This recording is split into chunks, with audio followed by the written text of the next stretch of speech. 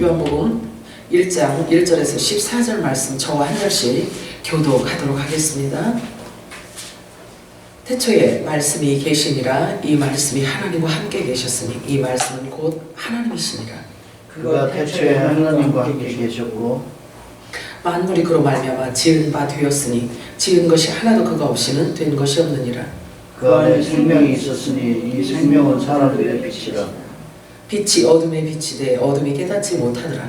하나님께로부터 보내심을 받은 사람이 있으니 그의 이름은 요한이라. 그가 증언하러 왔으니 곧 빛에 대하여 증언하고 모든 사람이 자기로 말미암아 믿게 하려 함이라.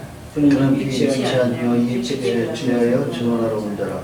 참빛 곧 세상에 와서 각 사람에게 비추는 빛이 있었나니 그가 세상에 계셨으며 세상은 그로 말미암아 지은 바 되었으니 세상에 그를 알지 못하였고 자기 땅에 오매 자기 백성이 영접하지 아니하였으나 영접하는 그 이름을 믿는 자들에게는 하나님의 자녀가 되는 권세를 주셨으니 이는 혈통으로나 육정으로나 사람의 뜻으로 나지 아니하고 오직 하나님께로부터 난 자들이니라. 말씀이 육신이 우리 가운데 거하시며 우리가 그의 영광을 보니 아버지의 천세의 영광이요 은혜와 진리가 충만하더라. 할렐루야. 오늘 마라나타 세 번 외칠까요? 마라나타 마라나타 마라나타. 아멘. 항상 들어왔던 말씀이지만 오늘도 성령님의 음성으로 여러분들에게 들려주길 축복합니다. 아멘. 아멘. 오늘 읽어본 말씀을 가지고 말씀이 육신이 되어 라는 제목으로 우리 함께 은혜를 나눠보도록 하겠습니다. 사람들이 자녀라고 표현을 할 때에는 양자로 데려다가 키워준 부모일 수도 있고 직접 낳아준 부모일 수도 있습니다. 데려다가 호적에 올리고 양자 삼아 길러준 부모도 합법적으로 부모와 자녀가 됩니다. 오늘 본문 12절에 보면은요, 영접하는 자, 곧 그 이름을 믿는 자들에게는 하나님의 자녀가 되는 권세를 주셨으니 라고 말하고 있어요. 자, 이 영접한다라는, 이 영접하는 자라는 뜻을 헬라어로 보면요, 꽉 잡다라는 뜻을 갖고 있어요. 첫사람 아담은 이 땅의 흙으로 지음을 받았습니다. 그래서 모든 육체는 첫사람 아담의 유전자를 갖고 있어요. 그래서 처음 하나님께서 설계해 놓으신 전혀 변형되지 않은 그런 유전자를 말하고 있습니다. 어쩌면 이 유전자가 변형될 수도 있어요, 사실은.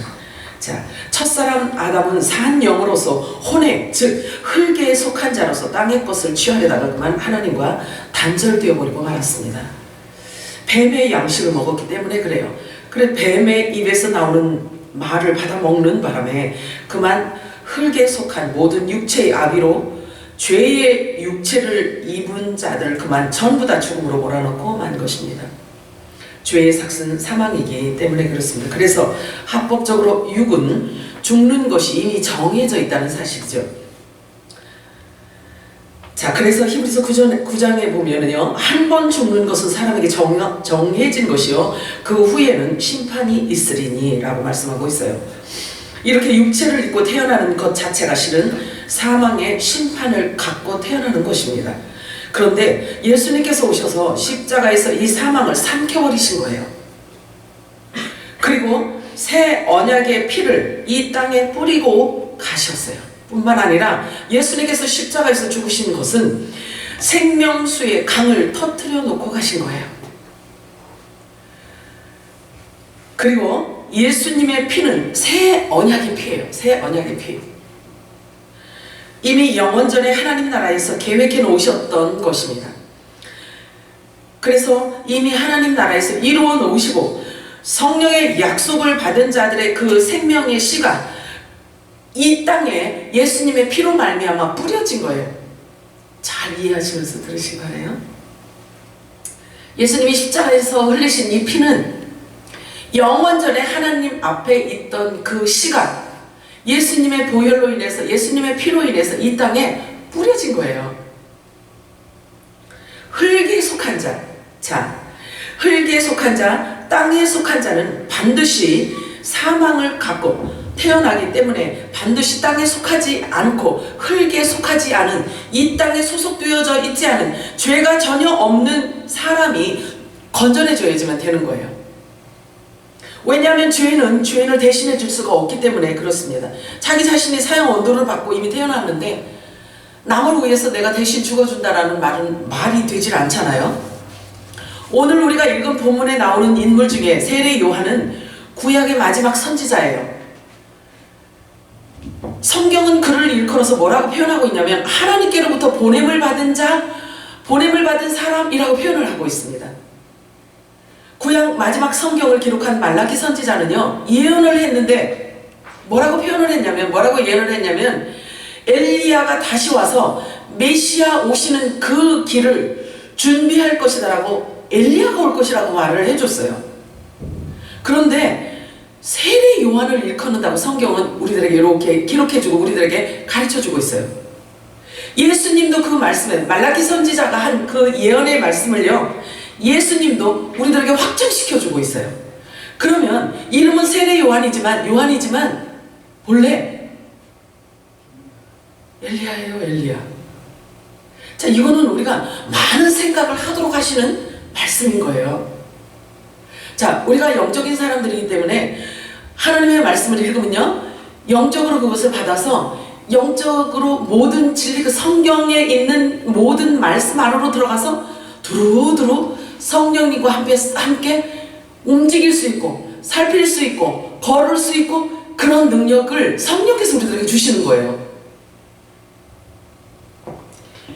예수님도 그 말씀을 분명하게 확증해주고 계신데요. 그러므로 세례 요한은 바로 엘리야임을 성경에 기록해 놓고 있어요. 말라기 선지자는요 이렇게 예언을 하고 있어요. 말라기 3장 1절 한번 읽어볼까요? 시작.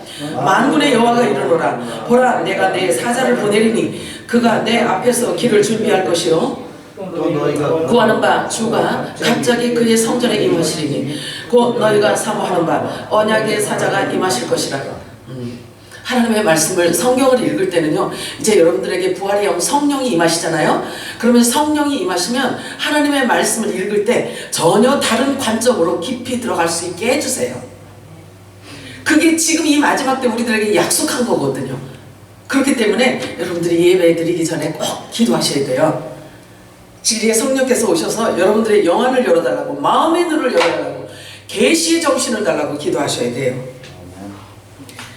자, 만군의 여호와가 이르노라 이렇게 말씀하고 있어요. 자, 만군의 여호와는 곧 예수님을 의미해요. 자, 예수님께서 이 말라기 선지자 이분을 사용하셨어요. 자, 언약의 사자가, 즉 메시아가 오는 길을 예비할 자가 바로 엘리야인데요. 그런데 그 이름을 세례 요한이라고 해서 불러줬어요. 그리고 그 사람 세례 요한을 일컬어서 하나님께로 보내심을 받은 자라고 기록하고 있습니다. 많은 생각을 하게 하는 말씀인 거예요. 이 세례 요한이 하나님께로부터 이 땅에 보내심을 받게 된 이유는 이미 영원전에 예정된 일이고 그가 해야 할 역할이 있는데 그것은 주님이 오실 길을 예비하는 거예요. 주님 오실 길을 예비한다는 뜻이 뭘 의미하냐면요, 하나님의 말씀을 왜곡시켜서 전달되어진 모든 것들을 다시 다 재정립하는 걸 말하고 있어요. 그래서 하나님의 진리의 말씀이 열리지 않으면 주님 오실 길을 예비할 길이 없어요. 그래서 진리의 말씀을 바르게 세우는 것을 일컬어 주님 오시는 길을 예비하는 자라고 말하는 거예요. 주님 오실 길을 예비하는 그런 쓰임을, 그렇게 쓰임받는 저와 여러분이 되시기를 축복합니다. 마지막 때 세례 요한과 같은 외쳐주는, 광야에서 외쳐주는 자의 소리가 있어야 되기 때문에 그래요. 굽어진 길을 바르게 하고 곧게 수축하는 역할을 하러 온 자가 바로 세례 요한이었던 것입니다. 지금도 그때와 똑같이 세례 요한과 같은 주님 오실 길을 예배하는 때인 거예요. 주님의 재림이 가까웠기 때문에 그렇습니다. 그래서 오래 황폐된 곳들을 다시 세워야 될 것이며 파괴된 기초를 다시 쌓아야 될 것이며, 그래서 그런 자를 일컬어서 무너진 데를 보수하는 자라 할 것이라고 성경은 말하고 있어요. 그런 분들이 되시기를 축복합니다. 아멘. 자, 그래서 세례 요한이 한 일은 뭐냐면요, 물로 세례를 주는 일이었어요. 물로 세례를 주는 일이었어요. 근데 세례 요한이 물로 세례 주는 이것은 뭘 의미하냐면요, 회개를 의미한다고 했어요. 성경에 회개가 뭐죠? 회개가 뭐죠? 막 콧물 막 흘리면서 막 질질 짜는 게 회개인가요? 물론 그런 회심도 있긴 있어야 되겠죠. 그런데 성경에서 말하는 이 회개는요, 돌이키는 걸 말하고 있어요. 돌이키는 걸 회개라고 말하고 있어요. 누가복음 3장 3절 읽어볼까요? 시작. 요한이 요단강 부근 근처에 와서 갇혀에 와서 죄 사함을 받게 하는 회개의 세례를 전파하니 돌이키는 거예요. 자, 세례 요한을 통해서 물 세례를 받는 이들은요, 만인이 보는 앞에서 자, 나는 세례 요한을 통해서 내가 신앙생활을 하겠다. 그동안에 종교생활 했던 모든 것들을 다 세례 요한이 하는 말로 내가 돌아서겠다라는 뜻인 거예요. 자, 그렇게 해서 세례 요한을 따라다니다 보니까 세례 요한이 누구를 가르치냐면요, 메시아 그리스도를 가르쳐요. 그래서 세례 요한을 따라다녔던 모든 제자들을 예수님의 손에 올려놓는 그런 역할을 하는 게 회개의 세례인 거예요. 물론 물 세례만으로는 구원이 완성되지 못하기 때문에 성령 세례, 즉 성령의 약속을 받아야만 하는데, 그러기 위해서 예수님도 성령을 받으셔야만 했어요. 아주 우리가 이제 깊이 생각을 해야 되는 말씀을 우리가 지금 다뤄가고 있어요. 계속 이렇게 생각을 많이 해야 하는 메시지를 다룰 거예요. 똑같이 읽었던 메시지인데도요, 깊이 생각을 해야지만 이해가 되고 깨달아질 수가 있어요. 자, 요한복음 3장 34절 읽겠습니다. 시작. 하나님이 보내신 이는 하나님의 말씀을 하나니 이는 하나님이 성령을 한량없이 부어주십니다. 예수님도 공생애를 시작하시기 전에요, 성령을 한량없이 부어주셔야지만 아버지의 뜻을 이룰 수가 있었어요. 성령을, 자, 그렇다면 우리도, 예수님을 따라가는 우리도요, 마찬가지로 성부 하나님께서, 아버지께서 우리들에게 성령을 한량없이 부어주시겠다라는 것이 약속이에요.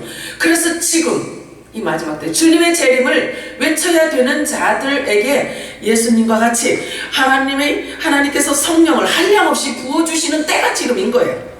그래서 하나님의 깊은 것을 통달해야지만 전할 수가 있거든요. 성령을 선물로 받기 위해서 회개가 필요합니다. 예수님이 십자가에서 죽으시기 전에는 물세례 외에는 없었어요. 그래서 세례 요한은 예수님에게까지도 물세례를 준 자예요. 왜? 하나님의 의를 이루기 위해서라고 말씀하고 있어요. 하나님의 나라 완성을 위해서, 예수 그리스도 생명나무를 완성케 하기 위해서라고 말씀하고 있어요. 마태복음 3장 15절 시작. 예수께서 대답하여 이르시되 이제 허락하라. 우리가 이와 같이 하여 모든 의를 이루는 것이 합당하니라 하시니 이에 요한이 허락하는지라. 아멘. 요한이 전한 세례는요, 요한이 전한 복음이 아니라 요한이 전한 메시지는 뭐였냐면, 메시아가 그렇게 오시겠다 4,000년 동안 약속했던 그 메시아를 전하는 마지막 선지자였어요. 그래서 결국은 예수님에게 세례까지 주고 물세례까지 주고, 그리고 예수님을 손으로 가리킨 뒤에 죽어요. 거기까지 이 세례 요한은 몫이었어요. 자기가 주어진 사명이었어요. 하나님께로부터 보냄을 받았는데 어디까지 무슨 일을 해야 되냐면 예수님을 딱 드러내고 거기까지가 자기 몫이었던 거예요. 자, 10장 로마서 10장 4절 한번 읽어볼까요? 시작. 그리스도는 모든 믿는 자에게 의를 이루기 위하여 율법의 마침이 되시니라. 아멘. 모든 율법을 다 마치기 위해서 예수님께서 이 땅에 오셨어요. 그런데 그것이 물세례까지 받아야 됐고, 물세례 받고 또 성령으로 한량없이 기름을 받으셔야지만 됐어요. 왜? 그 안에 있는 생명 자체, 저와 여러분에게도 성령을 한량없이 부어줘야 할 존재들이 있기 때문에 예수님도 그 길을 가셨던 거예요. 예수님 입에서 나오는 모든 말씀은요, 한마디 한마디가 모두 다 율법을 이루시는 것들이었어요. 그냥이 없어요. 그래야 주님이 가신 그 길이 완벽한 천국이고 완전하게 되어진 그 천국을 우리가 갈 수 있기 때문에 그런 거예요. 그 길을 열어놓으신 거예요. 그래서 예수님은 하신 모든 말이 다 길인 거예요. 생명의 길이고 부활 생명의 그 길을 열어놓으셨던 거예요. 예수님은 죄가 있어서 물세례를 받은 것이 아니고 모든 의를 이루기 위해서 물세례를 받으신 거예요. 그래서 예수님에게 물세례를 주고 나서 드디어 그분이 메시아라는 사실을 세례 요한이 알게 됐어요. 하늘로부터 성령이 임하는 자, 그가 메시아다라는 것을 이미 계시를 받은 상태이기 때문에 그래요.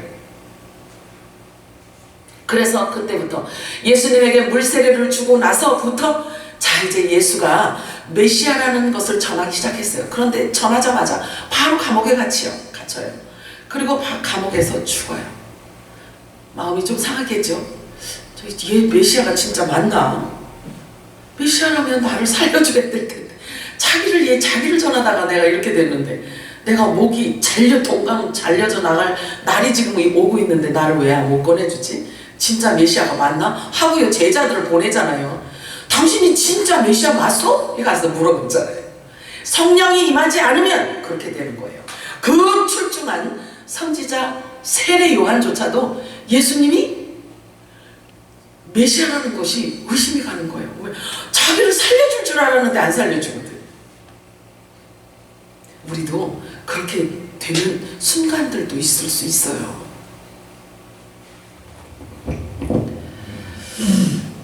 자, 마태복음 3장 16절 17절 읽어볼까요? 시작. 예수께서 세례를 받으시고 곧 물에서 올라오실 새 하늘이 열리고 하나님의 성령이 비둘기같이 내려 자기 위에 임하심을 보시더니 하늘로부터 소리가 있어 말씀하시되 이는 내 사랑하는 아들이요 내 기뻐하는 자라 하시니라. 성령으로 세례를, 불로 세례를 줄 분을 이제 발견한 거예요. 아, 이분이 메시아이시로구나. 그때부터 이제 메시아를 전하기 시작을 합니다. 그래서 회개의 세례라고 하는 이 물세례는 사람들에게 예수님을 소개하고 모든 사람들을 예수님에게로 가도록 해주는 그 역할, 그 회개를 의미하는 거예요. 그래서 이 회개라는 것은 사람들이 가던 길을 멈추게 하고 반드시 바르게 다른 곳을 어딘가로 인도해 줘야 하는 그 세례, 그게 물세례인 거예요. 그렇게 메시아를 드러내는 역할을 하고 세례 요한은 아주 짧은 30세 남짓하게 그 육체의 생을 마감하게 됩니다. 거기까지 그 몫이었어요. 역할이었어요. 세례 요한의 역할이었어요. 누구든지 마찬가지예요. 하나님 아버지께서 저와 여러분을 이 땅에 태어나게 하셨잖아요. 그런데 참 신기하죠. 세례 요한은 하나님이 보낸 자라고 하는데요. 너무 기이하게 성경을 자세히 한번 보세요. 제가 설교를 하고 나면 한번 듣고 성경을 한번 읽어보세요. 그러면 이렇게 마음의 눈으로 보여져요. 뭐냐면 세례 요한, 그 출중했던 세례 요한은 표현이 달라요. 하나님이 보낸 자라고 해요. 그런데 제자들은 하나님이 낳은 자라고 해요. 표현이 달라요. 그러면 성령의 약속을 받고 이 땅에 태어난 자를 제자, 자녀, 아들들이라고 표현을 해요. 그렇다면 세례 요한보다도 부류가 달라요. 부류가 달라요. 그렇게 엄청난 신분을 갖고 우리가 이 땅에 태어났다는 사실을 여러분들이 아셔야 돼요. 아멘. 제가 이 이야기를 그냥 괜히 어깨 힘주고 목에 힘주고 뻔목으로 다니라고 해서 말씀을 드리는 게 아니라 신분에 걸맞는 생각으로 바뀌어져야 되는 것을 제가 자꾸 말하고 싶어서 지금 말씀을 드리는 거예요. 아멘. 온유와 겸손함으로 정말 예수님이 가신 그 길을 가지 않으면 안 되는 거예요. 그래서 자꾸 말씀을 드립니다. 너무 목을 뻣뻣하게 하시면 안 돼요. 자기에게 주어진 사명이 다 할 때까지는요, 하나님이 생명을 거두지 않아요. 자, 예수님의 12명의 제자들을 통해서 성경 전체를 아우르고 있는데요, 하나님의 구속사적 그 사실을요, 이 예수님의 제자 12명의 제자를 통해서도 알아져요. 이 땅에 심겨진 가라지가 누군지, 알곡이 누구인지, 하나님의 자녀들이 누군지, 종들이 누구인지 그걸 분별할 수 있도록 해주셔요. 이 하나님 말씀 안에. 먼저 요한복음을 기록한 사도 요한은요, 본문을 통해서 제자들을 일컬어서 세례 요한처럼 하나님께로 보냄을 받은 자라고 말하지 않고 하나님께로 난 자라고 표현을 하고 있다는 사실이에요. 이게 보여지길 바래요. 그렇다면 성경이 말씀하고 있는 제자란 그 의미는요, 아주 단순하게 예수님을 스승으로 두고 또 나는 제자가 되고 이 정도가 아니에요. 하나님께로부터 주어지는 엄청난 신분과 함께 그 권세와 권능은 대단한 거예요. 그것을 갖고 태어난 자들인 거예요. 그래서 에베소서 이렇게 표현하고 있잖아요. 찬송하리로다 하나님 곧 우리 주 예수 그리스도의 아버지께서 그리스도 안에서 하늘에 속한 모든 신령한 복으로 우리들에게 복 주시고 라고 표현하고 있잖아요. 이게 제자들인 거예요. 그리스도와 연합된 몸, 지체들을 의미하고 있어요. 이들에게 주어진 복은 엄청나요. 자, 마태복음 19장 28절 읽어볼까요? 시작. 예수께서 말씀하시되 내가 진실로 너희에게 이르노니 세상이 새롭게 되어 인자가 자기 영광의 보좌에 앉을 때 나를 듣는 너희도 12고대에 앉아 이스라엘 12지파를 심판하리라. 이게 우리 신분인 거예요. 우편 12 영광보좌에 예수님께서 앉으실 때 우리를 우편보좌에 앉게 해주신다는 거예요. 이 복이 이미 지금 주어진 거예요. 뿐만 아니라 화목하게 하는 직분을 주셨는데요. 다시 말해서 그리스도를 대신한 작은 예수로 이 땅에 심어놓으셨다는 거예요. 그래서 하늘 대사로 이 땅에 보냄을 하나님께로부터 태어남을 입었다라고 성경은 말씀하고 있어요. 저와 여러분을 작은 예수로 하나님은 보고 계세요. 아멘. 예수님 대신으로 보냈어요. 그래서 하나님의 대사로 우리를 보내주신 거예요. 자, 고린도후서 5장 18절에서 21절 같이 읽겠습니다. 시작. 모든 것이 하나님께로서 났으며 그가 그리스도로 말미암아 우리를 자기와 화목하게 하시고 또 우리에게 화목하게 하는 직분을 주셨으니 곧 하나님께서 그리스도 안에 계시사 세상을 자기와 화목하게 하시며 그들의 죄를 그들에게 돌리지 아니하시고 화목하게 하는 말씀을 우리에게 부탁하셨느니라.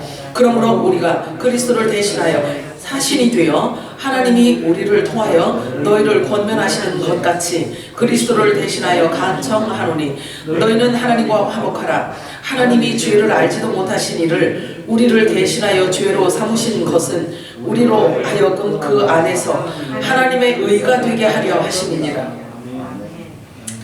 자, 이 말씀을 보면서 이제 많은 생각들을 하셔야 돼요. 맨날 콧물 눈물 흘리면서 계속 죄 짓고 또 와서 또 콧물 눈물 흘리고 또 죄 짓고 와서 이거 있잖아요. 안 돼요. 자, 이제는 제가 그래서 오늘 제목을 뭐라고 했냐면 말씀이 육신이 되다 라고 한 거예요. 자, 우리가 작은 예수가 되었는데 우리 역시도 말씀이 육신이 되어져야 되는 거예요. 이거 실제가 되어져야 돼요. 화목하게 하는 직분을 우리들에게 주셨단 말이에요. 그러면 예수님께서 이 땅에 오신 이유가 화목 제물로 오셨어요. 그래서 십자가에서 죽으셨단 말이에요. 그러면 화목 제물로 오신 예수님께서 십자가에서 죽으시면서 저와 여러분을 하나님과 화목되게 만들어 놓으셨어요. 그런데 그 동일한 직임을 우리들에게 주셨다라고 말씀하고 있어요. 그리스도를 대신한 작은 예수로 하나님께서는 인정하고 계세요, 지금. 그래서 저와 여러분은 바로 마지막 때 화목 직책의 사명을 받은 자들입니다. 곧 남자의 영광의 면류관을 받는 그런 복을 받은 자들인 것입니다. 남자 이야기 들으셨죠? 금요일날? 자, 그래서 저와 여러분은 이 마지막 주자들이에요. 그래서 마지막 사명자들인 것을 꼭 기억하시기 바랍니다. 그런 자들을 일컬어서 다음과 같이 설명하고 있어요. 에베소서 1장 4절 읽어볼까요? 시작. 곧 창세전에 그리스도 안에서 우리를 택하사 우리로 사랑 안에서 그 안에 앞에 거룩하고 흠이 없게 하시려고. 아멘. 반드시 하나님이 이렇게 만들어 가시는 겁니다. 왜? 창세전에 이미 하나님께서 기쁘신 마음으로 이렇게 작정해 놓으셨기 때문에 그런 거예요. 저와 여러분은 창세전에 그리스도 안에 있던 생명이라고 말하고 있어요. 예수님께서 십자가에서 피를 쏟으실 때 이 세상에 그 생명이 쏟아져 나온 것입니다. 그들이 다시 예수님과 연합을 이루게 되는 거예요. 이 땅에 생명을 쏟아놓으신 피로 말미암아 그 생명이 이 땅에 쏟아졌는데요. 그 생명이 다시 예수님과 연합이 되어져야 된다는 것입니다. 어린 양의 생명책에 기록된 생명들인 거예요. 그래서 생명나무에 연합된 12가지 계시록에 나오는 거 볼 수 있죠? 생명나무에 12가지 실과들이 저와 여러분인 거예요. 그래야 사랑 안에서 거룩하고 흠이 없게 되는 것입니다. 사랑은 곧 하나님이십니다. 하나님은 곧 진리의 말씀이십니다. 말씀은 곧 예수 그리스도이세요. 그러므로 내 심령이 그리스도의 의의 옷을 입어야 거룩한 성전이 되어지는 거예요. 그래서 예수 그리스도가 바로 하늘 성전이기 때문이에요. 그리스도와 연합을 이루려면 반드시 거룩함을 입어야 되는 거예요. 거룩함을 입어야 돼요. 그래서 흠이 없어야지만 주님과 연합이 되어지게 됩니다. 거룩함이 없이는 주를 보지 못한다고 했기 때문에 그렇습니다. 내가 아무리 빛의 자녀라 할지라도 흠이 있으면 내 안이 성전이 될 수가 없어요. 아무리 휴거 메시지를 많이 들어서 많이 알고 잘 알고 있어도 아무리 주여 주여 해도 다 천국에 들어가는 것이 아니에요. 거룩함이 없이는 주님과 연합을 이룰 수가 없기 때문에 그래요. 물론 거룩해지는 것이 내 노력과 지식과 경험 갖고 이론 갖고 되어지는 것이 아니기 때문에 주님의 엄청난 또 은총을 또 입어야 됩니다. 그런데 성경은 그렇게 말씀하고 있잖아요. 말씀과 기도 외에는 거룩해질 수 있는 방법이 없다고 말하고 있잖아요. 진리의 말씀을 떠나면 아무것도 할 수가 없어요. 내 안에 그리스도의 영이 임하고 내 안에 있는 육신의 모든 것들을 다 벗겨주시고 말씀으로 벗겨져야 돼요. 그리스도 의의 옷이 입혀지게 되면 우리는 연약하지만 성령께서 우리를 그렇게 끌어가세요. 거룩하고 흠없는 자로 우리를 그렇게 끌어가시는 것입니다. 성령께서 도와주시지 않으면 절대로 우리는 그리스도의 의의 옷을 입을 수가 없습니다. 성령의 지지를 받지 않으면 하늘에 입성할 수가 없는 거예요. 바울은 그것을 너무도 잘 알고 있었기 때문에 아주 매우 강력하게 그 사실을 전해주고 있어요. 성령이 임한다는 것은 부활의 영이 임한다는 것을 말하고 있기 때문에 그래요. 그래서 그 부활의 영, 성령이 임하지 않으면 절대로 거룩해질 수가 없어요, 사람이. 그러므로 다시 말해서 성경에서 말씀하고 있는 제자라는 의미는 하나님의 아들들을 말하고 있고 좋은 씨들을 말하고 있는 거예요. 그래서 이 씨는 바로 예수님께서 십자가에서 흘리신 그 피 안에 있던 생명들을 말하고 있습니다. 마태복음 13장 37절 38절 읽겠습니다. 시작. 대답하여 이르시되 좋은 씨를 뿌리는 이는 인자요 밭은 세상이요 좋은 씨는 천국의 아들들이요 가라지는 악한 자의 아들들이요. 아멘. 이 땅에 뿌려질 때 이미 악의 씨로 뿌려지는 자가 있고요. 좋은 씨로 뿌려지는 자가 있어요. 그런데 예수님의 보혈과 부활의 성령께서 오시면요.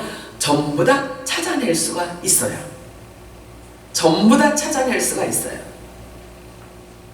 그래서 부활의 성령이 임하지 않으면 다 꽝이에요. 그만큼 마지막 때 늦은 비 성령의 단비가 그렇게 필요한 거예요. 씨는 생명을 갖고 있습니다. 하지만 반드시 밭에 뿌려져야만 발화가 되잖아요. 그래서 세상에 우리 육체를 입고 이 땅에 온 거예요. 세상은 밭이라고 말하고 있잖아요. 그래서 세상 사람처럼 우리도 육체를 입고 이렇게 온 거예요. 그런데 우리 안에 생명의 씨가 담겨져 있는 거, 영원전에 담겨져 있다라고 말하고 있어요. 그래서 부활의 성령께서 오시면요, 예전에 영원전에 하나님이 계획해 놓으셨던 그 씨, 예수 그리스도 안에 있던 그 씨들을 찾아내는 거예요. 찾아내는 거예요. 그래서 하나님의 말씀이 믿어지고 부활의 영이 임하게 되면 천국을 소망하게 되고 육을 벗어버리게 되는 거예요. 자, 이들을 일컬어 그리스도의 신부라고 합니다. 성경은. 그래서 예수님의 몸이고 지체라고 말합니다. 그리스도가 머리가 되신 휴거될 남자들이라고 하며 거룩한 교회라고 말합니다. 그리고 빛의 아들들이라고 말하고 하나님의 나라를 기업으로 상속받을 자들이라고 말하고 있어요. 의의 아들들이라고 말하고 있어요. 아들의 영을 받은, 하나님의 영을 받은, 하나님의 신의 영을 받은 자라고 말하고 있는 거예요. 그래서 성령의 인침을 받은 자라고 말하는 것은 이미 하나님의 아들들이라는 것을 드러내고 있는 거예요. 성령의 세례받은 자라고 말하고 있습니다. 하나님이 영광을 받은, 예수님도 성령 세례를 받았잖아요. 하염없이 성령의 기름 부으심을 받으셨잖아요. 그래서 사역을 하셨잖아요. 3년 반 동안. 어쩌면 저와 여러분이 이 영원한 생명의 성령을 지금 받는, 이 생명을 받는 이 순간부터 어쩌면 카운트가 될지도 몰라요. 주여. 성령 세례 받은 자라고 말하고 있습니다. 하나님이 영광을 받으시기 위해서 만들어진 자들이라고 표현하고 있습니다. 하늘로부터, 하나님께로부터 난 자들이며 주님의 보좌 우편에 앉아 이스라엘을 심판할 자들이라고 성경은 밝히고 있습니다. 즉 영원전부터 예수 그리스도 생명 안에 있던 자들라고 표현하고 있는 거예요. 그들을 발굴해내고 계신 거예요 지금. 그래서 왕권을 가진 자들이고 만물이 생기기도 전에 영원전에 하나님의 소유였던 자들이라고 말하고 있어요. 잘 들으셔야 돼요. 이 땅에서 누구의 죄든지 사하면 사여지는 엄청난 권세를 받은 자들이라고 말씀하고 있어요. 천국 문을 열고 닫는 천국 열쇠를 받은 자들이라고 말하고 있어요. 제가 지금 성경을 밝히고 있는 거예요. 빛을 드러내고 있는 거예요. 이거 보고 빛이라고 말하고 있어요. 빛에 의해서 드러나는 것을 일컬어 빛의 아들들이 할 일이라고 하고 있는 거예요. 하나님 나라의 성경 말씀을 여는 것을 빛이 임하였다라고 하는 거예요. 이들은 영원전부터 어린 양의 생명책에 이미 기록되어져 있던 자들이라고 표현하고 있습니다. 이 땅의 만물이 창조되기 전부터 선택되었고 계획되어져 있던 자들이라고 성경은 우리들에게 밝히고 있어요. 그들은 하나님의 비밀의 열쇠를 받은 자들이라고 말하고 있어요. 뿐만 아니라 천국의 영원전의 일까지도 아버지의 뜻을 다 알고 깨달아서 새 것과 옛 것들을 그 곳간에서 내오는 집 주인과 같은 자라고 예수님이 선언을 해놨어요. 주여, 왜 표정들이 이상하지? 진지해요. 진지하죠? 진지하죠. 이제 이것이 열어지고 이것이 이렇게 깨달아지고 이게 선포되어지고 이제 여러분 안에 영이 이 말씀을 받아서 여러분 안에 성전을 건축해가는 거예요. 아멘. 자, 새 것과 옛 것을 그 곳간에서 내오는 집주인이래요. 우리 보고 예수님께서 그렇게 말씀해주고 있어요. 우리를 천국의 주인이라는 거예요. 그러니 아침에 제가 항상 얘기하잖아요. 아침에 일어나서 천국을 딱 가지고 오늘도 천국을 살아내야 되는 것이 우리의 신분이라는 말이에요. 너무도 엄청난 신분을 가진 자들이라는 것이 이제야 말씀이 열려지고 나타나고 빛이 드러나고 있는 거예요. 마태복음 13장 52절 읽어볼까요? 시작. 예수께서 이르시되 그러므로 천국의 제자된 서기관마다 마치 새 것과 옛 것을 그 곳간에서 내오는 집주인과 같으니, 집주인과 같다고 해요. 우리를 천국의 주인이라고 말하고 있는 거예요. 부지런히 여러분들 진리의 말씀을 먹으시기 바래요. 아멘. 계시록 20장 4절 읽어볼까요? 시작. 또 내가 모자들을 보니 거기에 앉은 자들이 있어 심판하는 권세를 받았더라. 또 내가 보니 예수를 증언함과 하나님의 말씀 때문에 목배임을 당하는 자들의 영혼들과 또 짐승 그 우상에게 경배하지 아니하고 그들의 이마와 손에 그의 표를 받지 아니한 자들이 살아서 그리스도와 더불어 1000년 동안 왕노릇 하리니. 아멘. 짐승표 우상에게 경배하지 않는 자들은 이미 휴거돼서 올라간 뒤에요. 그런데 이제 두 번째로 목이 잘린 자들이 있어요. 안 받겠다고 목이 잘린 자들. 그들을 다 합쳐서 얘기를 하는 거예요. 그리스도와 더불어 1000년 동안 왕노릇 할 자들이라는 거예요. 왕권을 가진 자들인 거예요. 철저하게 우리가 깨어지고 거룩하고 흠없는 자들이 되어서 정말 첫 부활에 정말 휴거돼야 돼요. 우리 신분이 어떤 신분이다라는 것을 제가 말씀을 계속 전해드리잖아요. 그러면 그 말씀이 육신이 되어져야 돼요. 그래서 흠없고 거룩한 자로 바뀌어져야 되는 거예요. 아멘. 그런 소리 들은 적이 없는데요. 이럴 수 없도록 제가 이렇게 말씀드리는 거예요. 저는 그런 얘기 들은 적이 없는데요. 내게 무슨 왕권, 그런 얘기 들은 적 없는데 이제 발뺌할 수가 없어요. 자, 요한복음 20장 23절 읽어볼까요? 시작. 너희가 누구의 죄든지 사하면 사해질 것이요 누구의 죄든지 그대로 두면 그대로 있으리라 하시니라. 예. 저 구에 마태복음 19장 28절 한 번 더 읽을게요. 시작. 예수께서 이르시되 내가 진실로 너희에게 이르노니 세상이 새롭게 되어 인자가 자기 영광의 보좌에 앉을 때에 나를 따르는 너희도 12 보좌에 앉아 이스라엘 12지파를 심판하리라. 우리 신분에 대한 이거는 보증서란 말이에요. 집 보증서를 갖고 있으면 그 집이 내 거잖아요. 합법적으로. 그죠? 누구도 빼앗아 갈 수 없잖아요. 그래서 이게 지금 보증서를 지금 우리 심령 속에 지금 새기는 역할을 하고 있는 거예요. 지금 우리 신비에 새기는 거예요. 이 보증서를. 그럼 안 없어지잖아. 그죠? 우리 신비에 새긴 이 말씀, 이 보증서를 누가 훔쳐가겠어요? 이거 귀신도 못 가져가요. 이 사탄도 못 가져가요. 자, 그리고 네 죄든지 사하면 사해준대요. 이 권세를 받은 자들이에요. 마태복음 16장 19절 또 읽어볼까요? 시작. 내가 천국 열쇠를 내게 주리니 내가 땅에서 무엇이든지 매면 하늘에서도 매일 것이요 내가 땅에서 무엇이든지 풀면 하늘에서도 풀리리라 하시고, 하늘 문을 열고 닫고 풀고 풀기도 하고 매기도 하는 이런 권세가 주어진다는 거예요. 아멘. 신비에 새기시기 바래요. 아멘. 이 증명서거든요. 자, 성경은 처음부터 예수님을 빛이라고 말씀하고 있는데요. 본문도 예수님을 빛이라고 말하고 있어요. 자, 본문 5절 읽어볼까요? 요한복음 1장 5절 시작. 빛이 어둠에 비치되 어둠이 깨닫지 못하더라. 자, 깨닫는 자와 깨닫지 못하는 자를 갈라내는 거예요. 마지막 늦은 빛 성령이 임하는 것은 그 말씀을 전할 때 저 뭐 이상한 소리를 해? 라고 하는 사람도 있고, 맞아, 기다렸어. 내가 저 소리를 듣기를 기다렸어. 라고 그 영이 갈급해서 듣는 자가 있어요. 이 자를 하나님께서 지금 골라내는 때란 말이에요. 자, 9절 읽어볼까요? 요한복음 1장 9절 시작. 참빛 곧 세상에 와서 각 사람에게 비추는 빛이 있었나니. 아멘. 비치는 빛이 있었어요. 천국에 대한 비밀을 말씀해 주셨어요. 그런데 그것이 깨달아져요. 비유로 이야기를 했는데도 깨달아져요. 이런 자들을 지금 찾고 계신 거예요. 마지막 주자들에게는 반드시 이걸 열어주셔요. 요한복음을 기록한 사도 요한이 또 다른 성경에서는 또 예수님을 빛이라고 하시는데요. 보실래요? 요한 1장 5절 시작. 우리가 그에게서 듣고 너희에게 전하는 소식은 이것이니 곧 하나님은 빛이시라. 그에게는 어둠이 조금도 없으시다는 것이니라. 아멘.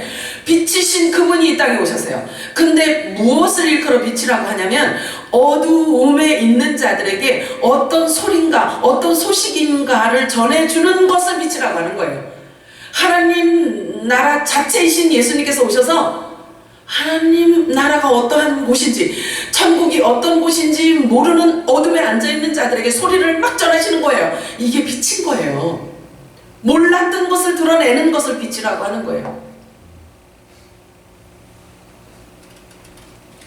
자, 그런데 예수님께서 우리를 빛이래요. 그 빛이래요. 들으셔야 돼요. 받으셔야 돼요. 자, 마태복음 5장 14절 시작. 너희는 세상의 빛이라. 산 위에 있는 동네가 숨겨지지 못할 것이요. 아멘. 비진리를 전하는 자들이 이제는 다 꽝 될 거예요. 참 진리를 전하는 그 빛에 의해서 어둠은 사라지게 되어 있어요. 성경이 말씀하고 있는 빛은 예수 그리스도를 의미하는데요. 그 빛의 역할은 어둠을 걷어내는 일이에요. 쉽게 표현해서 하나님 나라의 일들을 드러내는 것을 빛이라고 말합니다. 만물의 창조됨을 드러내시고 인간의 타락한 이유를 드러내시고 뱀의 정체를 드러내시고 이 세상을 점령한 뱀의 후손들이 무엇을 가지고 사람들을 잡아먹는지를 드러내는, 지금 그렇게 종으로 삼고 종으로 삼아서 부려먹다 지옥으로 끌고 가는 그 방법도 알게 해주신다는 거예요. 이게 빛인 거예요. 아멘.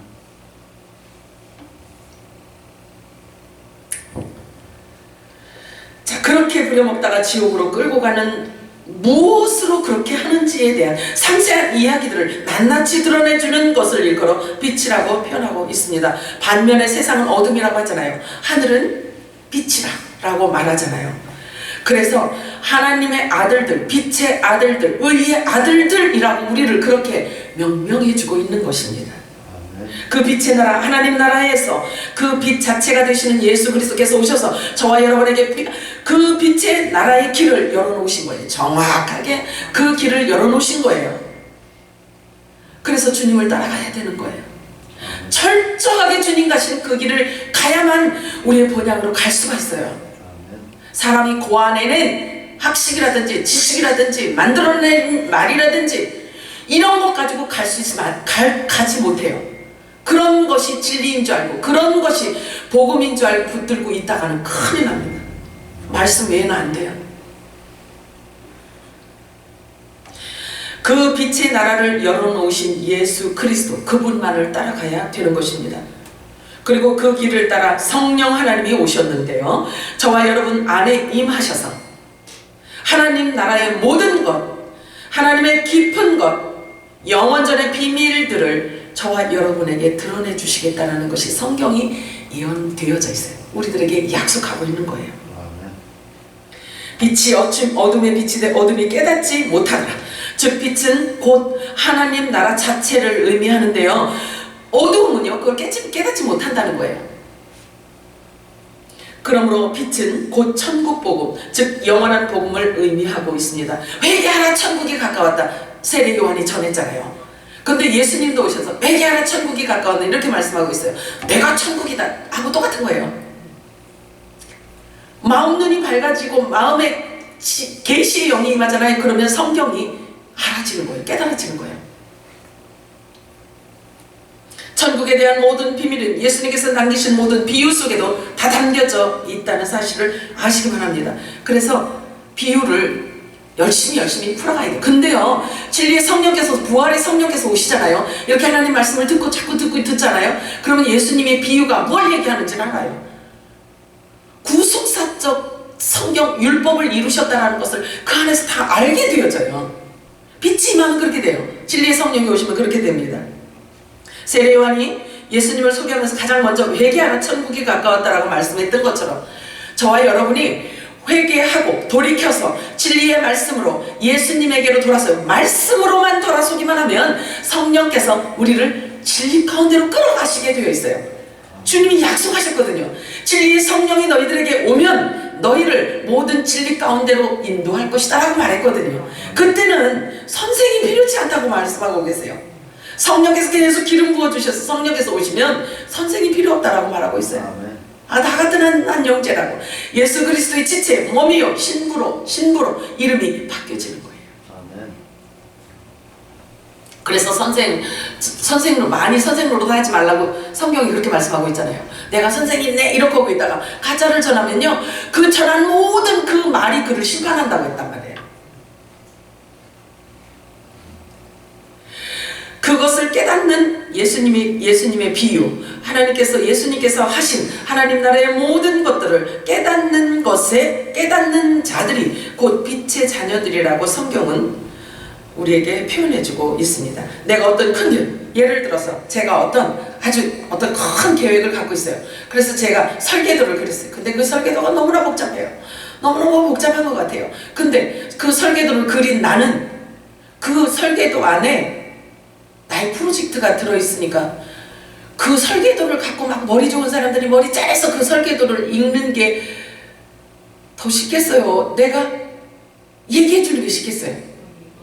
얘기해주는 게 쉽지. 진리 성령이 오시면 그렇게 하신다니까? 하나님의 뜻을 그렇게 쉽게 가르쳐 주신다니까요? 풀어서 아버지의 뜻이 마지막 때 아버지의 뜻이 뭔지를 아주 쉽고 우리 간단하게 우리들에게 가르쳐 주신다는 얘기예요. 그러니 진리의 성령을 받아야 되겠죠, 그치? 구하셔야 돼요. 자, 성령께서 오시면 이렇게 돼요. 고린도전서 2장 7절 읽어볼까요? 시작. 오직 은밀한 가운데 있는 하나님의 지혜를 말하는 것으로서 곧 감추어졌던 것인데 하나님의 우리의 영광을 위해 만세전에 미리 정하신 것이라. 자, 하나님께서 만세전에 이 세상이 태어나기 전에, 이 세상이 만들어지기 전에 하나님 속에 있던 그 계획들을 알게 해주신다는 거예요. 성령께서 오시면. 고린도전서 2장 9절 10절 읽어볼까요? 시작. 기록된 바 하나님이 자기를 사랑하는 자들을 위해 예비하시는 모든 것은 눈으로 보지 못하고 귀로 듣지 못하고 사람의 마음으로 생각하지도 못하였다는 것 같으니라. 오직 하나님이 성령으로 이것을 우리에게 보이셨으니 성령은 모든 것 곧 하나님의 깊은 것까지도 통달하시느니라. 아멘. 진리의 성령께서 오시면 여러분들이 그동안에 들었던 모든 메시지를 하나님으로, 천국으로, 하나님 마음으로, 예수로 바꿔줘요. 그래서 우리를 예수화 만드는 거예요. 그리스도의 형상으로 바꿔가세요. 성령의 기름 부심을 받고 계시의 영이 임하니까 얼마나 담대한지 바울이 하는 말을 한번 들어보실래요? 고린도전서 2장 16절 시작. 누가 주의 마음을 알아서 주를 가르치겠느냐? 그러나 우리가 그리스도의 마음을 가졌느니라. 주여, 자기가 작은 예수가 됐다는 얘기예요. 그러니 누가 나를 가르치나 이거예요. 그래서 그런 얘기나 자신 있게 말하잖아요. 아무도 나를 판단하지 못한다. 아무도 나를 판단하지 못한다 이렇게 말해요. 부활의 영 진리의 성령이 임하면 이렇게 담대함을 얻게 되는 거예요. 하나님의 깊은 것을 통달하기 때문에 그래요. 그리스도의 마음을 가졌다는 것은 곧 예수 그리스도와 연합되어 하나가 되었음을 의미하는 말이에요. 그리스도와 합하여 하나 되었음을 강력하게 주장하고 있어요. 저와 여러분 안에도 이 부활의 영 진리의 성령께서 오시면, 부활의 영이 우리에게 임하면 이런 담대함이 생겨요. 아멘. 고린도전서 2장 10절에 오직 하나님의 성령으로 이것을 우리에게 보이셨으니 성령은 모든 것 곧 하나님의 깊은 것까지도 통달하시느라. 하나님의 것을 통달한다는 거예요. 그러니 선생이 필요하겠어요? 진리의 성령께서 내 안에서 계속 나를 그렇게 끌어가는데, 말씀만 보면 깨달아지고 알아지는데, 그 빛이 드러나는데, 그러니 여기저기 다니면서 복음을 구걸하러 다닐 이유가 없어요. 모든 일에는 다 때가 있습니다. 그 열리는 때가 지금인 것입니다. 하나님께서도 저와 여러분이 빨리 이 빛이 드러나기를 원해요. 이 빛이 선포되어지기를 원하고 이 빛을 받기를 원하고, 그래서 입으로 선포하기를 너무나 원하시는 분이 주님이신 거예요. 그래야 주님이 완전하게 되어서 재림을 하실 수가 있거든요. 예수님 위해서 여러분, 예수님 위해서라도 여러분들이 빨리 거룩해져야 돼요. 빨리 성령의 기름 부으심을 많이 받아야 돼요. 넘치도록 받아야 되는 거예요. 아시겠죠? 아멘. 에베소서 5장 8절 9절 읽어볼까요? 시작. 너희가 전에는 어둠이더니 이제는 주 안에서 빛이라. 빛의 자녀들처럼 행하라. 빛의 열매는 모든 착함과 의로움과 진실함에 있느니라. 이것은 진리의 말씀밖에 없어요. 이렇게 할 수 있는 것은. 자, 로마서 8장 19절 시작. 피조물이 고대하는 바는 하나님이 아들들이 나타나는 것이니. 아멘. 피조물이 고대하고 있어요. 어둠이 빛이 나타나 주기를 고대하고 있다는 이야기예요. 이 빛이 여러분들한테 가득 채워져서 성령의 기름 부으심이, 성령이 한량없이, 예수님처럼 한량없이 기름 부음을 받은 저와 여러분을 통해서 입으로 선포되어질 때, 이 빛을 나타낼 때 그 어둠에 있는 여자 알죠?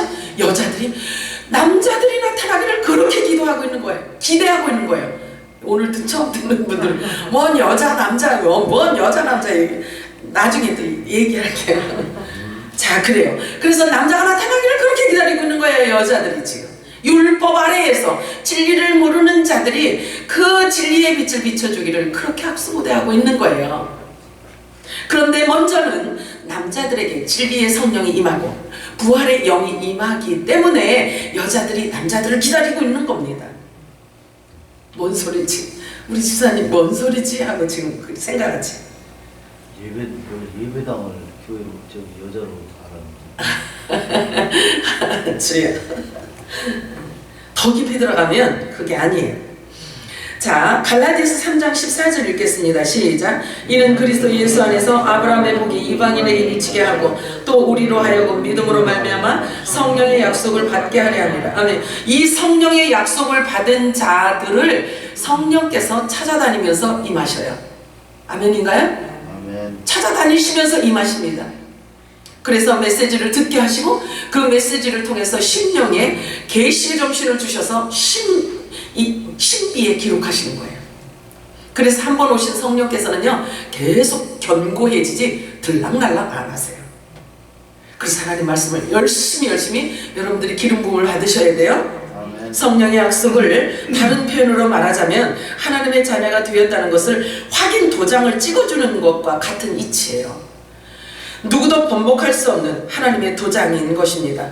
성령의 인침을 받는 것은 그걸 의미해요. 하늘에 있는 그 어떤 것이나 땅에 있는 그 어떤 피조물 중에는요, 이 관계를 성령의 법에 의해서 도장 찍힌 성령의 인침을 받은 자들을 성령의 법에서 누구도 떼어낼 수가 없어요. 누구도 갈라놓을 수가 없어요. 성령의 약속을 방해할 수가 없는 거예요.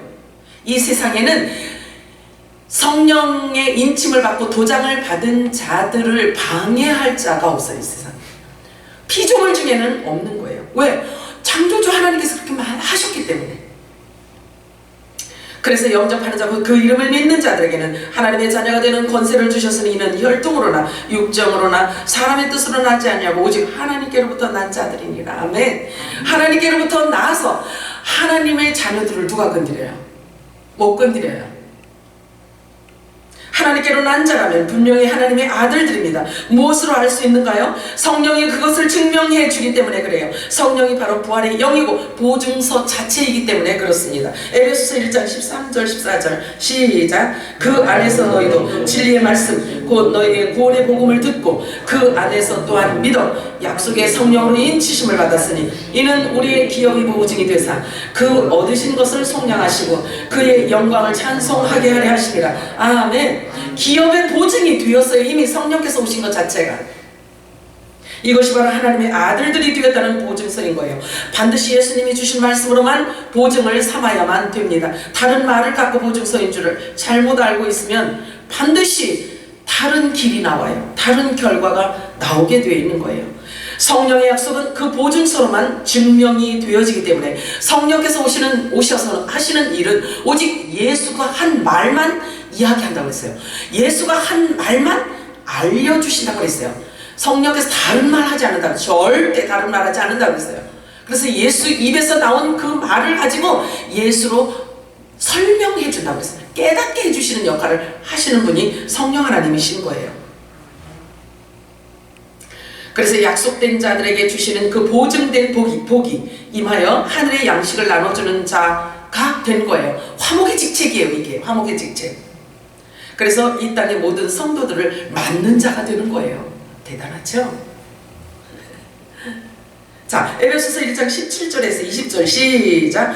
우리 주 예수 그리스도의 하나님 영광의 아버지께서 지혜와 계시의 영을 너희에게 주사 하나님을 알게 하시고 너희 마음의 눈을 밝히사 그의 부르심의 소망이 무엇이며 성도 안에서 그 기업의 영광이 풍성함이 무엇이며 그의 힘의 위력으로 역사하심을 따라 믿는 우리에게 베푸신 능력의 지극히 크심이 어떠한 것을 너희로 알게 하시기를 구하노라. 그의 능력이 그리스도 안에서 역사하사 죽은 자들 가운데서 다시 살리시고 하늘에서 자기 오른편에 앉히사. 아멘. 화목의 직책을 받은 자들은요, 요게 중보 기도의 영이에요. 그래서 중보 기도를 해야 하는 화목 직책을 받은 자들은요 항상 이 기도를 해야 되는 거예요. 자, 요한복음 1장 1절 읽겠습니다. 시작. 태초에 말씀이 계시니라. 이 말씀이 하나님과 함께 계셨으니 이 말씀은 곧 하나님이시니라. 요한복음 5장 26절 시작. 아버지께서 자기 속에 생명이 있음같이 아들에게도 생명을 주어 그 속에 있게 하시고. 본래 성부 하나님 안에 생명이 있었다고 말씀하고 있어요. 그런데 그 생명이 뭐였어요? 말씀이었어요. 그치? 말씀이었어요. 아버지 안에 생명이 있었는데 그 생명이 말씀이었어요. 말씀. 그런데 그 말씀이 몸을 입고 예수로 온 거예요. 그 말씀이. 그치? 근데 말씀이 예수님 품속에 있던 그 말씀이 육신을 입고 이 땅에 오셨는데 그게 예수야. 근데 성경에 보니까 그 예수 안에 또 생명이 넣어주셨대. 예수 안에. 그 얘기잖아요, 이게. 그러면 하나님 안에 있던 생명이 예수였는데 예수가 이 땅에 보내졌는데 아버지가 또 예수 안에 아버지처럼 그 안에 또 생명을 넣었대. 그게 우리라니까요. 말씀을 그렇게 얘기를 해주고 있는 거예요. 그래서 우리는 육의 몸을 입고는 있지만 본래 첫 아담의 그 씨를 갖고 유전자를 갖고 태어난 자들이 아예 아닌 거예요. 이걸 지금 우리가 찾아내는 거예요. 자, 그래서 우리는 이 땅에 이렇게 딛고 살고 있지만 부활의 영 성령께서 오시면요, 우리의 신분을 이렇게 가르쳐 주세요. 드러내고 있잖아요. 그지? 자, 그러면 빛이 임한다는 것은 나타내 주는 것을 말하고 있어요. 숨겨져서 우리 눈에 보이지 않던 것을 드러내 준다고 말하고 있어요. 진리로 인해서 드러내 주는데 그 역할을 누가 하시냐면 진리의 성령, 부활의 영 성령께서 오셔서 한다는 얘기예요. 자, 그러면 이거를 이렇게 보여지는 것 자체가 부활의 영이 내 안에 임했을까요? 안 임했을까요? 그런 거예요. 그럼 모든 성경이 이제 열어지기 시작하는 거죠. 그래서 그렇게 열어지는 그 생명을 내가 먼저 받아먹고 또 열심히 주는 거예요. 이 기름 부음을 주님은 나에게 주셔요. 왜? 이걸 또 흘려보내야 되니까. 여러분들이 많이 받아먹고 여러분들에게서도 생수의 강이 흘러 넘쳐서 여러분 입에서 입만 열면 이 부활의 영이 나가고 생명이 나가고 천국이 나가고 죄 지은 자가 그 죄의 사함을 이렇게 사해주는 그 생명의 메시지가 나가고 사랑이 나가고 이런 생명의 통로가 되기를 주님의 이름으로 축복합니다. 아멘. 그렇게 돼야 돼요. 그렇게 돼야 돼요. 아멘. 아들 속에 있는 그 생명이 바로 저와 여러분이 그 생명의 말씀이라고 말씀하고 있어요. 아버지 품속에 있던 아들 예수 그리스도 안에도 생명을 주어 있게 하셨는데 그것이 바로 저와 여러분의 좋은 시, 천국의 아들들의 생명이 쉬었다는 사실입니다. 그러므로 말씀이 육신이 되어 예수 그리스도처럼 우리도 역시 아버지의 뜻을 쫓아 철저한 말씀의 순종의 삶을 살아내야 하는 것입니다. 성부, 성자, 성령과 하나가 된 삶, 그 삶이 바로 주님과 동행하는 삶이며 아들의 삶인 것입니다. 생명나무 완성을 위한 중보기도의 영역으로 나아가야 하고 일곱 영 생명의 말씀의 기름 부으심을 저와 여러분이 받고 영적인 눈을 떠서 아버지 하나님의 부르심의 소망이 무엇인지를 분명히 알고 성도 안에서 그 기업의 영광이 풍성이 무엇이며 그의 힘이 강력함으로 역사하심을 따라서 믿는 우리에게 베풀어 주신 그 능력이 얼마나 지극히 크심을 내가 설명할 수 있어야 되는 거예요. 알게 되시기를 그 엄청난 능력, 그 권세, 그 권위 여러분이 그러한 존재라는 것을 여러분들이 알게 되시기를 축복합니다. 우리도 이제는 말씀이 육신이 되어져야지만 되는 거예요. 그래서 그리스도의 마음을 가져서 누구에게도 판단받지 않고 누구에게도 심판받지 않고 그리스도화되고 우리들의 형상이 그리스도의 형상으로 자꾸 닮아감으로 말미암아 하나님 나라 완성을 위해서 우리는 그렇게 성장해야지만 되는 것입니다. 그것이 아버지의 뜻이거든요. 그래서 반드시 우리도 이루어야 되고 아버지는 우리를 그렇게 아버지의 뜻을 이루기 위해서 우리를 그렇게 인도하실 거예요. 확신합니다. 믿음 갖고 여러분들이 겸손함으로 말씀 앞에서 무릎을 꿇고 주님께 기도하시기 바래요. 이제는 기도가 충만해져야 돼요. 이제는 기도 시간도 많아져야 돼요. 온유하고 겸손함으로 말씀 앞에 엎드려서 진리의 성령께서 여러분들에게 계시의 정신이 충만하게 임하게 해달라고 여러분들 기도하시기 바랍니다. 기도합니다. 하나님 아버지 고맙고 감사합니다. 아버지 하나님께서 저희들에게 이렇게 생명의 양식의 말씀을 주시고 영의 눈을 열어주시고 알게 하시고 깨닫게 하시고 만세전에 이제 하나님의 소유였던 존재라는 것을 우리의 신분에 대해서 밝혀주시니 감사드립니다. 하나님 아버지 이 말씀이 우리 귀한 권속들 심령 속에 신비에 새겨지게 하여 주시고 어떤 피조물도 이 사랑에서 끊을 자가 없다는 것을 알고 담대하게 하여 주옵소서. 환경을 능가할 수 있는 하나님의 평강과 권능으로 덧입혀 주시고 성령으로 기름 부심이 충만하게 하여 주옵소서.